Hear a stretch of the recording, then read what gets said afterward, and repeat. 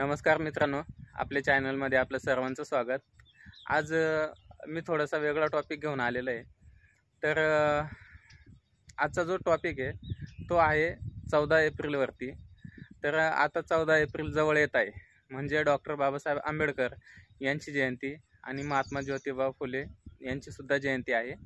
तर हे जे महापुरुष होऊन गेले त्यांनी अशी खूप स्ट्रॉंग विचारधारा आपल्यापर्यंत पोहोचवली। परंतु आजही जर आपण बघितलं तर आपल्या लोकांमध्ये किंवा ही जी नवीन पिढी आहे, ही पिढी फक्त दारू पिऊन नाचून गाऊन हे उत्सव साजरे करतात। आता डॉक्टर बाबासाहेब आंबेडकर जयंती या दिवशी दारू पिऊन डीजेच्या तालावरती नाचून जयंती साजरी करतात।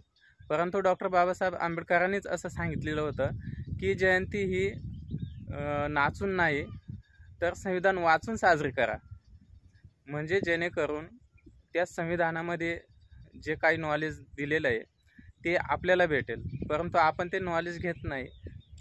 तर मित्रांनो, अजूनही वेळ गेलेली नाही आहे, अजूनही आपण जागृत होऊ शकतोय।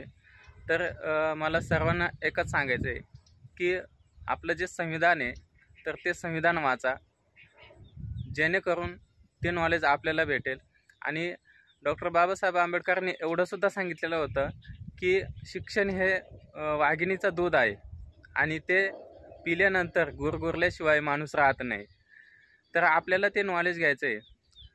आपल्या सर्व बहुजन वर्गाला किंवा इतर जे लोक असतील त्यांनीसुद्धा संविधान वाचा, संविधानातले जे आर्टिकल्स आहेत, कायदे आहेत, ते सगळं नॉलेज घ्या।